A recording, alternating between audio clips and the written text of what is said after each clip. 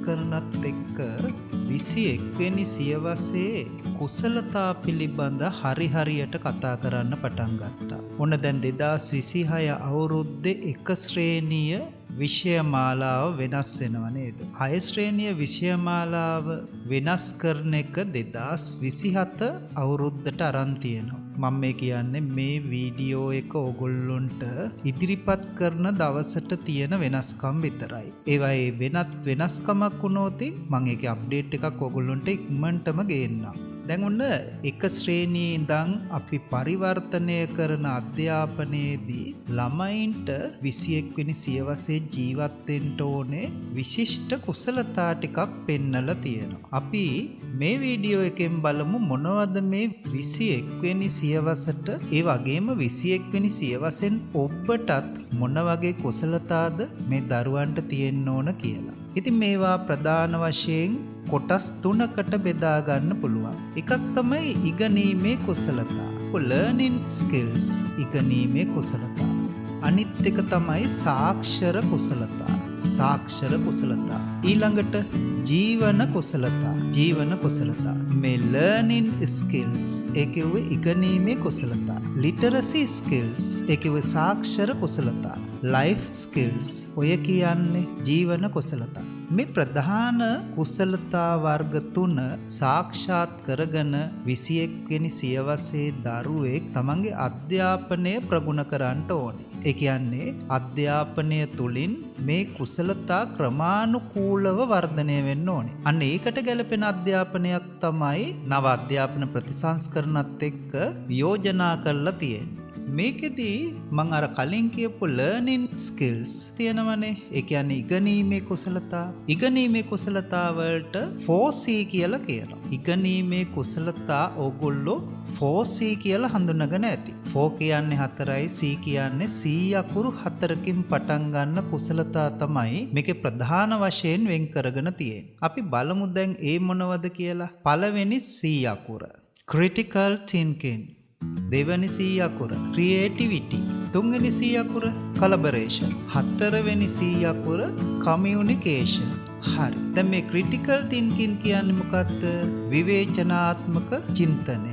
ඕනෑම දෙයක් පිළිබඳව ඊටාම විමසිලිවන්තව කල්පනා කරලා ඒක හොඳින් විවේචනාත්මකව සිතුවිලි වර්ධනය කරගෙන ඒ ගැන අවබෝධයක් ලබන්න පුළුවන් නම් අන්න යාට මේ critical thinking කියන එක. ඒ කියන්නේ විවේචනාත්මක චින්තනය තියෙනවා කියලා හඳුන්වනවා. ඉතින් මේ අධ්‍යාපන ක්‍රමයේදී අපි ළමයින්ට විවේචනාත්මක චින්තනය වර්ධනය වෙන විදිහට තමයි මේ ප්‍රතිසංස්කරණ සිද්ධ කරන්න ඕනේ. ඊට පස්සේ ක්‍රියේටිවිටි. ඒ කියන්නේ නිර්මාණශීලීත්වය.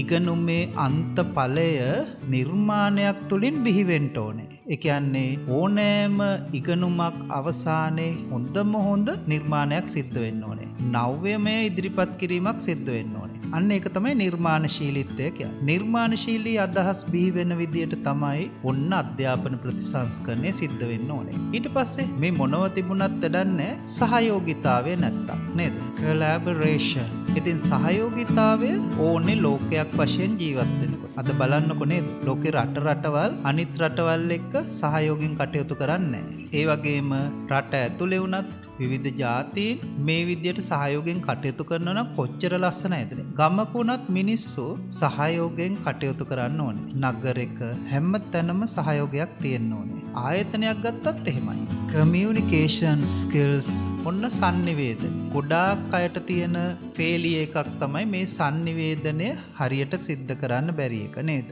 ඔව් sannivedana මනවින් පවත්වාගෙන යන්න බෑ. තමන් හිතන දේ හරියට කියා ගන්න බෑ. ඒකේ අදහස් සම්පූර්ණයෙන්ම වෙනස් වෙන විදිහට තමයි වෙන කෙනෙකුට කියන්නේ. තව කෙනෙක් Tamanට කිව්ව දෙයක් හරියට තවත් කෙනෙකුට sannivedanaya කරන්නත් බෑ. learning skills කියන එකේදී ඉගෙනීමේ කුසලතා. ඒ කියන්නේ ගොඩාක් වැදගත් වෙනවා මේ C අකුරු 4නේ 4C. ඉතින් ඔන්න මං critical thinking, creativity, collaboration, communication ගැන ටිකක් කියලා දුන්නා නේද? අපි තව මේවා ගැන ඉස්සරහට මේවයි තියෙන පුංචි කොටස් කතා කරමු. ඊළඟට අපිට කතා කරන්න තියෙන්නේ සාක්ෂර කුසලතා. සාක්ෂර කුසලතා කියන්නේ literacy skills. මොනවද මේ literacy skills කියන්නේ? ඒකට අපි කියනවා IMT කියලා. IMT.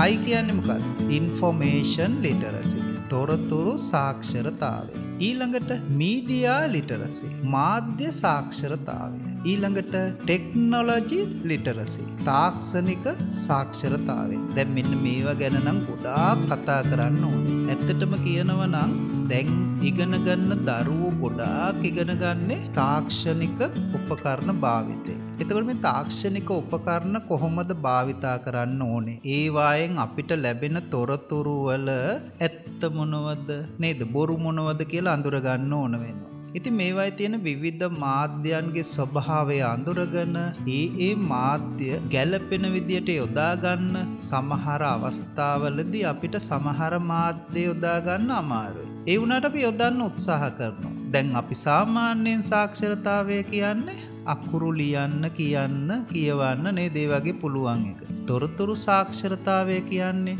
අපිට ගොඩාක් තොරතුරු ලැබෙනවා.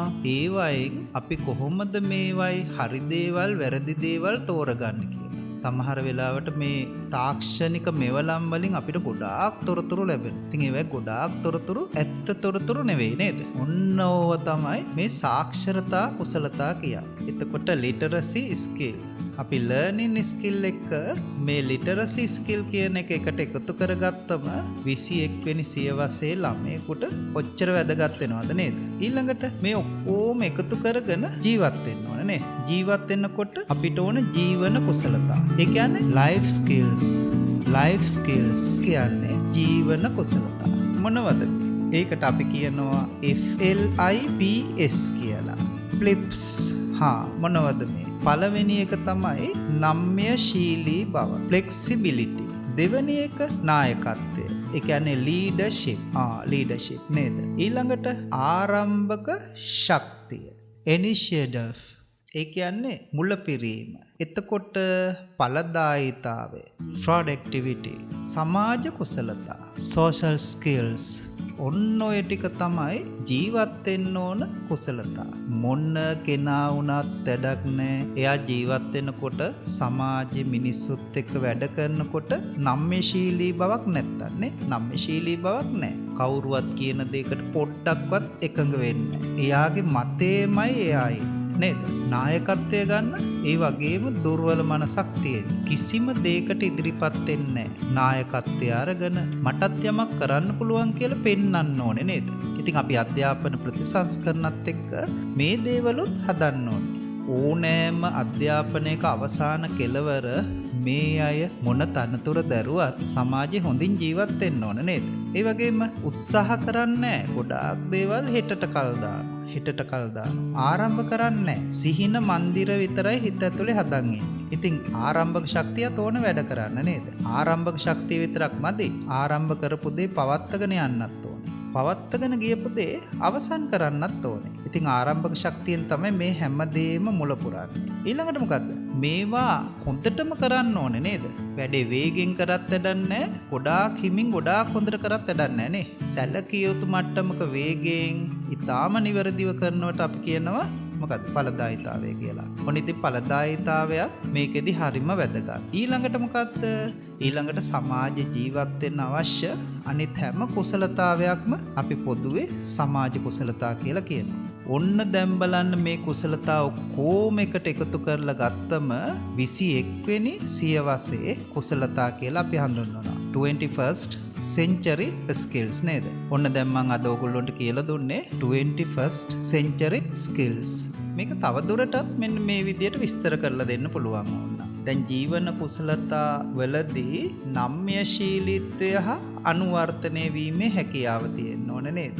අපි පිරිසක් එක්ක වැඩ කටයුතු කරනකොට නම්‍යශීලී වෙනවා වගේම ඒ පිරිසත් එක්ක වැඩ කරන්න අනුවර්තනය වෙන්න ඕන නේද? දැන් අපි කලින් කියපු මුලපිරීමේ හැකියාව විතරක් නෙවෙයි ඒ මුල පුරන්නේ මොන වගේ දෙයකටද කියලා ස්වයං දිශානතියක් හදා ගන්න ඕනේ. ඒ වගේම කණ්ඩායම් වැඩ කරනකොට හොඳ සහයෝගීතාවයක් ගොඩනගා ගන්න ඕනේ.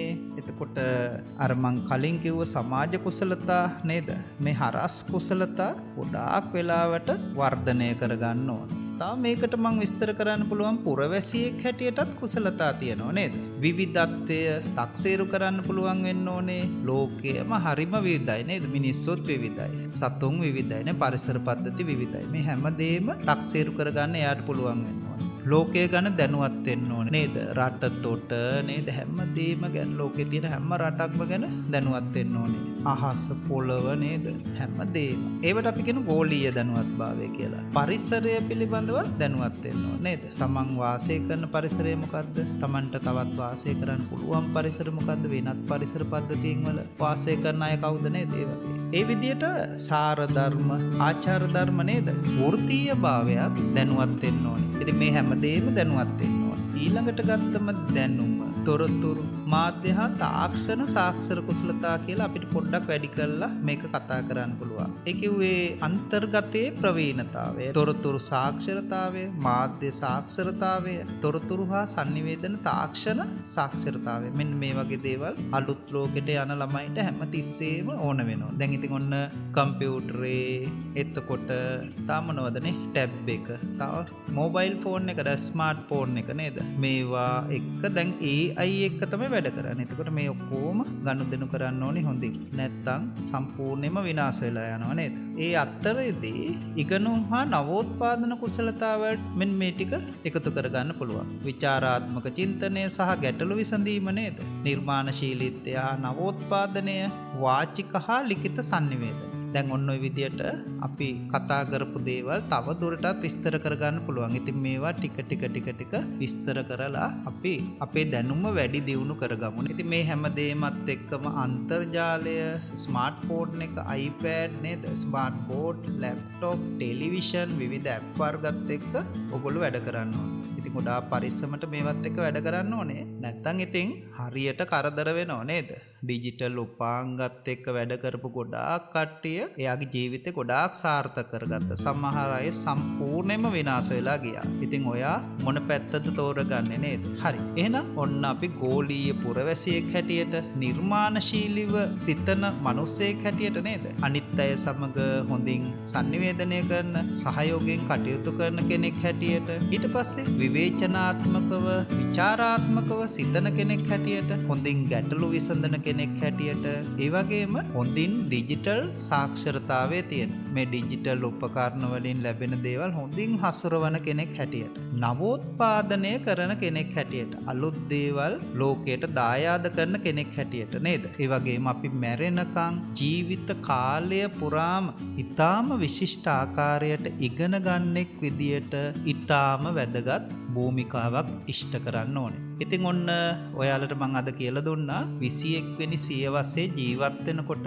ඔයාට අවශ්‍ය වෙන ස්කිල්ස් ටිකක් නේද? කුසලතා ටිකක්. දැන් ඉතින් අලුත් අධ්‍යාපන ක්‍රමේ ඔය පළවෙනි ශ්‍රේණියේ ඉඳලා ක්‍රියාකාරකම් පොත් සම්පාදනය කරලා තියෙන්නේ. ඒ වගේම 6 වෙනි ශ්‍රේණියේ ඉඳලා මේ මොඩියුල වර්ග හරි ගස්සලා තියෙන්නේ මේ කුසලතාවයන් දරුවන්ට වර්ධනය වෙන්න. මං මේ මොඩියුලර් පොත් වලින් එක පොත් අරගෙන ඒ වගේම ඔයගොල්ලොන්ට ප්‍රාථමික අංශයේ තියෙන කියවීම් පොත්, ක්‍රියාකාරකම් පොත් වලින් කොටස් අරගෙන මේ ස්කිල්ස් වර්ධනය වෙන විදිය වෙන වෙනම කියලා දෙන්න. ඉතින් ඔයාලා හැමදාම අලුත් දෙයක් ඉගෙන ගන්න රැඳිලා ඉන්න අපිත් එක්ක ලයික් කරලා ඔයාගේ අදහස කමෙන්ට් කරලා තියන්න. ඔයාට ඉදිරියේදී දැනගන්න ඕන හැමදේම කමෙන්ට්ස් කරලා අහන්න නේද? අර බෙල් අයිකන් එක ක්ලික් කරලා තිබුණොත් ඔයාට නොටිෆිකේෂන් ඉක්මනටම ගෙන්න ගන්න පුළුවන් වෙනවා. ඉතින් ඔන්න ඔයා මතක ඇතුව ඔයාට ඉස්සරහට දැනගන්න ඕනේ හැම දෙයක්ම කමෙන්ට් සෙක්ෂන් එකේ ලියලා තියන්න. අපි ඒව එකින් එක අරගෙන කතා කරලා විසඳගමු. දැන් ඉතින් ඔයාලට අද මම මේ හඳුන්වලා දෙන කොටස ඉවරයි. ඉතින් ආයේ ඉක්මනටම ඔයගොල්ලන්ට අලුත් දැනුම අරන් එනවා. එතකන් ඔයගොල්ලන්ට ජයග්‍රාහී අනාගතයක් ප්‍රාර්ථනා කරනවා.